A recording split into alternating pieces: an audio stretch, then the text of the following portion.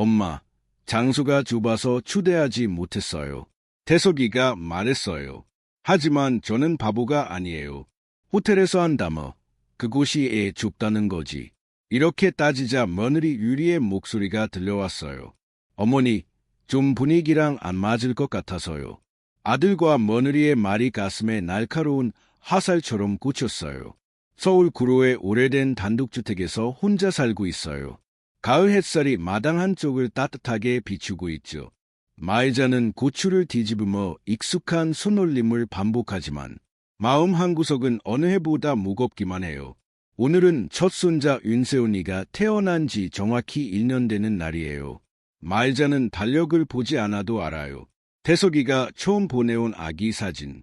그날의 시간과 체중까지 모든 게 손끝에 새겨진 듯 선명해요. 하지만 돌잔치 초대 소식은 여전히 오지 않았어요. 마이자는 평소처럼 마당에 고추를 널지만 마음 한편은 자꾸 시계를 바라봐요. 혹시 전화나 메시지가 올까 싶어 휴대폰을 곁에 두었죠. 요즘 애들은 돌잔치를 늦게 하나. 그래도 오늘쯤은 연락이 와야지. 마이자는 속으로 중얼거려요. 주방으로 들어가 밥상을 차리며 묵은지를 찢어요. 된장찌개를 끓이다가 문득 세훈이 돌 사진을 떠올려요. 털모자를 쓰고 조명 아래서 훤히 웃는 세훈이. 그 옆에서 태석이 부부가 행복하게 웃고 있겠죠.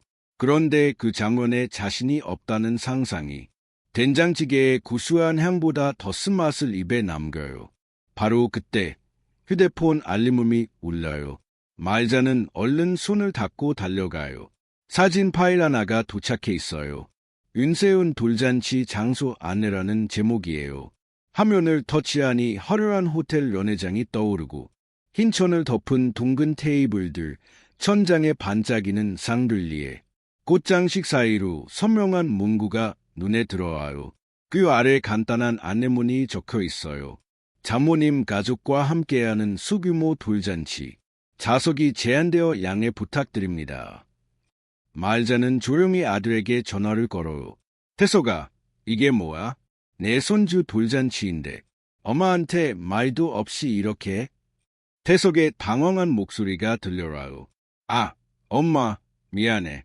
이번에 호텔에서 하기로 했는데 좌석이 부족해서 장모님이 비용을 다 내셨거든. 엄마는 다음에 따로 보자. 그 뒤로 며느리 유리의 목소리가 들려요. 어머니, 호텔 컨셉 때문에요. 죄송해요. 저희가 신경을 못 썼어요. 마이자의 입술이 떨리지만 목소리는 차분해요. 그래, 잘 준비해라. 전화를 끊고 마이자는 식탁에 앉아요. 아직 식지 않은 된장찌개에서 김이 모락모락 피어오르지만 그 향이 갑자기 낯설게 느껴져요. 마이자는 찌개를 젓지도 밥을 먹지도 못한 채 그 자리에 한참을 앉아 있어요. 돌잔치 날까지 일주일이 남았어요. 경로당을 다녀오던 길, 마이자는 구청 시장에 들러 고춧가루를 사고 정성껏 짠 참기름 한 병을 사들고 집으로 돌아야 해요. 밤이 깊기 전에 꽃집에 들러 손자에게 줄 국화와 배기음이 담긴 소박한 꽃바구니를 주문해요. 돌반지는 못 해줘도 손끝에 담긴 정성만큼은 전하고 싶었어요. 꽃집 주인이 말해요. 호텔이면 화려한 게 좋을 텐데 이건 너무 소박하지 않나요? 마이자는 미소를 지으며 대답해요. 손자 얼굴만 보면 돼요. 거칠에 말고 마음만 담으면 되죠. 하지만 그 말은 곧 자신에게 날카로운 칼이 되어 돌아와요. 며칠 뒤 꽃바구니를 들고 아들 집을 찾아간 마이자예요. 인터폰을 누르자 며느리 유리가 문을 열어요. 마이자는 익숙한 듯 인사하며 꽃바구니를 내밀어요. 세훈이 돌 선물 좀 일찍 주려고 왔어. 이건 내가 짠 참기름이고 이건 내가 만든 목걸이야. 금은 아니지만 정성은 가득 담았지. 유리가 코를 찡그리며 말해요. 어머니, 냄새가 좀. 요즘은 이런 선물 잘 안 해요. 이미 다 준비돼 있어요. 마이자는 당황해요. 아, 집에서 바로 와서 고추 말느라. 유리는 마이자의 손에서 꽃바구니를 받지 않아요. 결국 그 꽃바구니는 현관 한쪽에 비닐봉투처럼 쓸쓸히 놓여요. 집으로 돌아오는 길, 버스 유리창에 비친 자신의 얼굴을 보아요. 예전엔 단단히 묶였던 고무줄 머리끈이 느슨해졌고 손에 든 꽃바구니 포장지는 돌잔치 추례에서 제외된 충격으로 구겨져 있어요. 내가 구걸하러 간 것도 아닌데 손주 도래 한 자리 깨차고 싶었던 것뿐인데. 마이자는 속으로 중얼거려요. 그날 밤 마이자는 남편 영정 앞에 앉아 중얼거려요. 여보, 나보고 마음만 보내라는데 냄새 난다고 자리 없다고 하네. 그 말이 머릿속에서 몇 번이고 맴돌다 결심이 서요. 그래, 마음만 보내라 했지. 그럼 내 마음도 이제 안 보내. 유산도 땅도 그 마음에서 빼버리자. 마이자는 장롱 깊숙이 넣어둔 부동산 등기 서류와 남편에게 물려받은 어음 통장을 꺼내요. 눈빛은 거련하고 입술은 굳게 다물려 있어요. 이제부터 내 차례야. 사람 대접 못 받았어? 꽃바구니로 부족하다먼. 마이자는 혼잣말을 해요. 밤이 깊어갈수록 마이자의 마음엔 새로운 다짐이 자리 잡아요. 그동안 참아왔던 서러움이 하나씩 떠오르며 더 이상 참지 않겠다는 의지로 바뀌어요. 돌잔치 하루 전밤, 마이자는 오랜만에 장롱을 열어요. 한복을 꺼내 다리고 고름을 손질해요. 고추장 단지 옆에 놓인 국화 꽃바구니의 리본도 다시 매만져요. 그 옆에는 남편에게 물려받은 어음 통장과 마이자가 혼자 써놓은 유언장이 조용히 놓여 있어요. 사람 대접 못 받았다고 고개 숙이지 않아. 지금까지 참은 것도 여기까지야. 마이자는 혼잣말을 해요. 다음 날 아침, 마이자는 한복을 차려입고 꽃바구니를 손에 들고 서울 지하철 2호선 구르디지털단 지역 플랫폼에 서요. 한복 차림의 마이자는 도시 사람들 사이에서 눈에 띄지만 주눅들지 않아요. 지하철 안에서 사람들은 스마트폰을 보지만 마이자의 시선은 창밖을 향해요. 서울의 고층 빌딩들이 스쳐 지나가고 마이자는 마음속으로 다짐해요. 컨셉이 어쨌든 내 손주 얼굴은 내가 봐야지. 호텔 근처 정류장에서 내려 걸음을 옮겨요. 고급 호텔 정문 앞에서 잠시 숨을 고르고 로비 안에 반짝이는 대리석과 금빛 샹들리에 외부 조경은 비현실적으로 느껴져요. 로비 입구에서 직원이 명단을 확인하며 말해요. 손님 성함이 반말자 어르신 죄송합니다. 명단에 없으세요. 마이자는 차분히 대답해요. 알아요. 자리 없다는 거 그래도 여기까지 왔어요. 잠시 후 며느리 유리가 나타나요. 은빛 드레스에 진주 귀걸이, 풀 메이크업을 한 모습이에요. 말없이 꽃바구니를 흘기보며 속삭이듯 말해요. 어머니, 오늘은 컨셉 때문에요. 마이자는 조용히 미소를 지으며 답해요. 그래, 괜찮아. 꽃바구니는 결국 런회장 안으로 들어가지 못하고 로비 보관대에 옮겨져요. 마이자는 구석 소파에 조용히 앉아요. 사람들이 지나가며 속삭여요. 저기 자리 못 받은 친척인가 봐. 꽃바구니가 컨셉이 안 맞아서 빼놨대. 멀리서 카메라 플래시가 터지고 스크린에 손주의 웃는 얼굴이 떠올라요. 마이자는 속으로 생각해요. 자리는 없을지 몰라도 내 체면까지 없었던 건 아니야. 그 꽃, 그 마음은 그냥 버릴 수 없어. 마이자는 조용히 자리에서 일어나요. 꽃바구니를 들고 호텔 로비를 가로질러 걸어요. 한복 치마가 바람에 살랑이며 마이자의 걸음은 흔들리지 않아요. 샹들리에 불빛이 마이자의 얼굴을 비추며 그 표정엔 서글픔과 굳은 의지가 함께 담겨 있어요. 마이자는 꽃바구니를 품에 안고 런회장 복도 끝으로 향해요. 샹들리에 불빛이 유리벽에 반사되어 눈이 부시지만 마이자의 걸음은 단단해요. 런회장 안에서는 손주 세훈이의 돌잡이 행사가 한창이에요. 꽃바구니를 들고 복도에서 망설이던 그때 태석이가 손님들과 인사하며 문 쪽으로 나오는 게 보여요. 마이자는 태석을 향해 걸어가요. 태석아. 태석은 놀라며 말해요. 엄마, 애 여기까지 왔어. 세훈이 얼굴은 바라지. 초대는 안 했어도 나한테는 손주니까. 태석은 주변 눈치를 보며 말해요.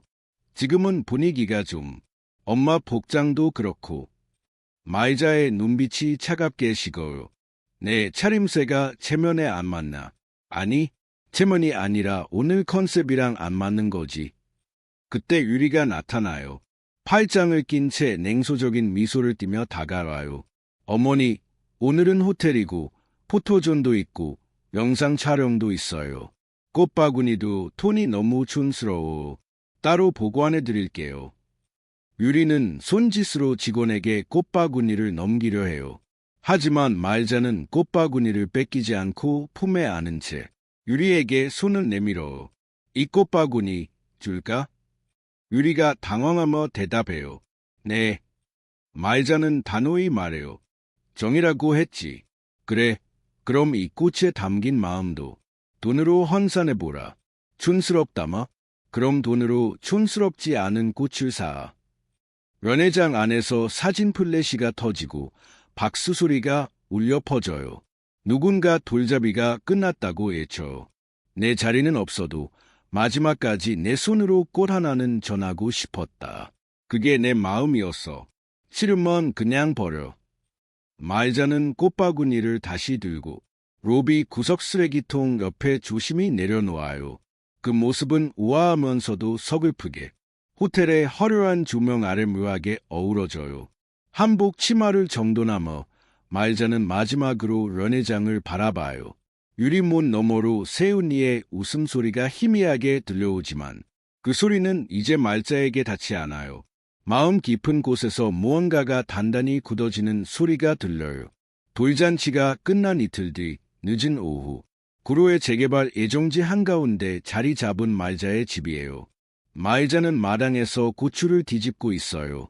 햇살은 따갑고 바람은 선선해요. 그때 골목에 검은 차 한 대가 멈춰요. 태석과 유리가 내리죠.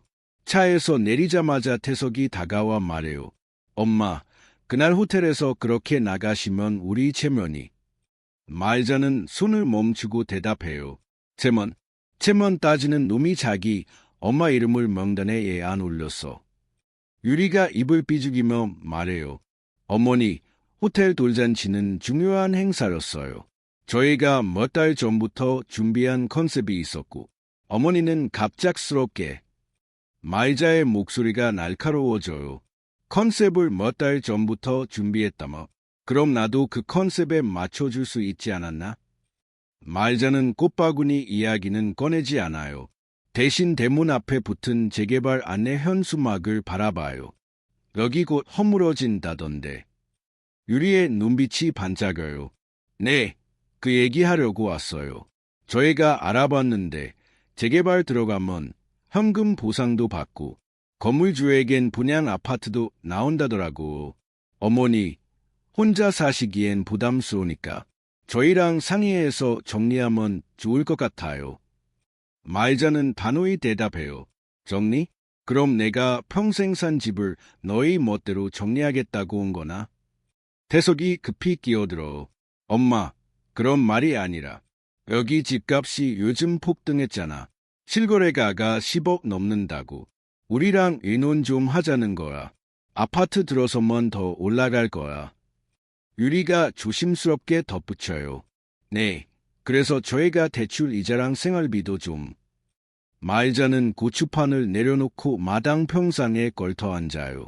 그 눈빛은 더 이상 흔들리지 않아요. 너희가 이 집 노리는 거 다 알아.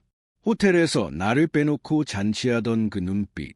사람 대접은 안 해도 돈 냄새는 잘 맡는구나. 태석이 놀라며 말해요. 엄마, 말 그렇게까지 안 해도 되잖아. 말자는 차분히 이어가요. 유산이란 건 사람이 사람한테 주는 마지막 정해야. 너희가 그걸 깨뜨렸다면 이 집도 앞으로 생길 아파트도 너희 몫은 없어. 이 집은 내가 정육점에서 핏물 튀기마 멋집 넌 지켜온 거라. 이렇게 지킨 내 집을 너희에게 못 줘. 유리의 얼굴이 굳고 태석은 아무 말도 못해요. 말자는 평상에 앉아 평온한 얼굴로 말해요. 이 집은 내 노후라. 그리고 그 노후엔 너희 자리 없어. 며칠 뒤, 그러고 공원 벤치예요. 마을자는 구청에서 받아온 재개발 주민 설명 안내문을 들여다봐요. 흰 종이에 새로 지어질 고층 아파트 평면도와 분양, 입주 예정 날짜가 적혀 있어요. 잠시 그 그림을 보다가 마을자는 손에 힘을 빼고 종이를 무릎에 내려놓아요. 벤치에 동네 친구 오복순이 앉아요. 복순은 마을자의 묵직한 표정을 보고 먼저 말을 걸어요. 손주는